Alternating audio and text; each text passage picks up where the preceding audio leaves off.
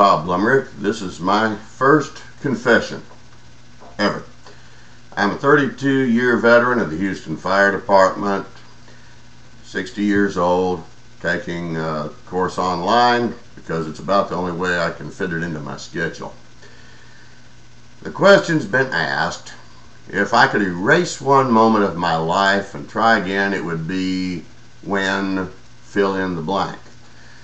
The answer to that question in most people's cases probably would be, I wish I hadn't done this or that, or I wish I had done this instead of that, or I wish I hadn't passed up that opportunity.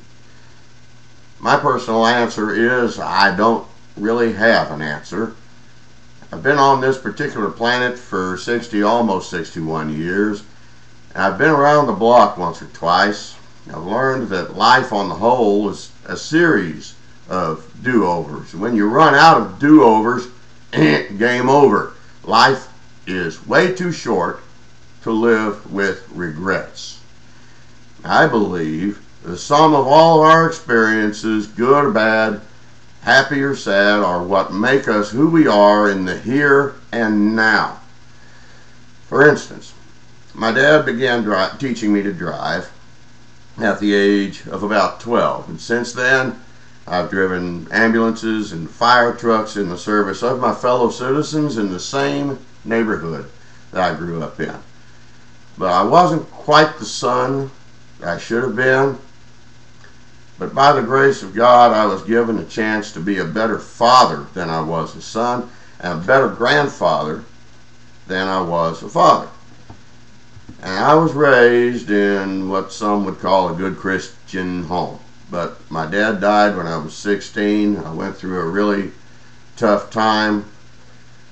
And afterward I did have a very destructive relationship. A young woman that just as I was entering college as a freshman a couple of years later, and because I became obsessed with her and fell in with some bad company. Okay, we were hippies.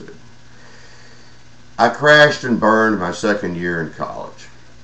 Did I mention she was into witchcraft? Some would think I should regret ever having the relationship with her, and that I would regret squandering an opportunity for an education on my parents' dime. Well, here's the kicker. Had I never met her, I would never have met her friend Susie, and Susie and I have now been married 39 years and have 2 wonderful kids and 3 fantastic grandkids. There's a verse in the Bible, in Paul's letter to the Romans, that all things God works for the good of those who love Him. And in the sum of all the events of my life, positive or negative, I've been so richly blessed, I wouldn't dare change anything. Thank you.